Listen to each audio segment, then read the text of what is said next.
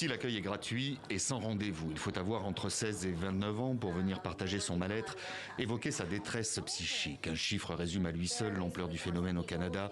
Depuis la pandémie, la consommation d'antidépresseurs chez les moins de 30 ans a fait un bond de plus de 20%. J'ai l'impression que beaucoup de gens sont plus vulnérables depuis ce moment-là. Et puis, la crise du logement actuel, le fait qu'il n'y ait pas assez de ressources pour que tout le monde puisse avoir accès au logement, tout cela a vraiment augmenté au cours de ces dernières années. Les personnes de couleur et les habitants de ces quartiers sont encore plus exposés à ce risque. Dans la province de l'Ontario, la plus peuplée du Canada, plus d'un jeune sur deux dit souffrir d'un trouble mental. Toute une génération en manque de repères pour qui, contrairement à leurs aînés, parler de ces questions est de moins en moins tabou, ce qui expliquerait en partie le succès de telles structures d'accueil. Je pense que ce qui est positif, c'est que l'on met davantage l'accent sur la santé mentale de nos jours.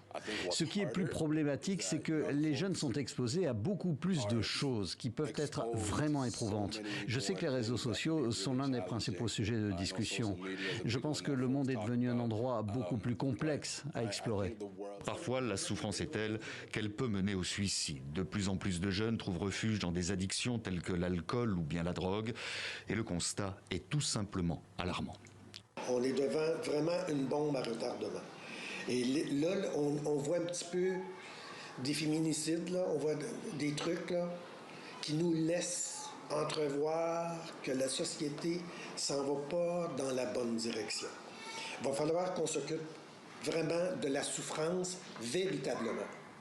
Les maladies mentales, l'enfant pauvre du système de santé canadien, où moins de 10% des budgets y est consacré. Face à ce phénomène qui touche les jeunes, le maire de Toronto parle de véritable épidémie et appelle à l'organisation d'un sommet national.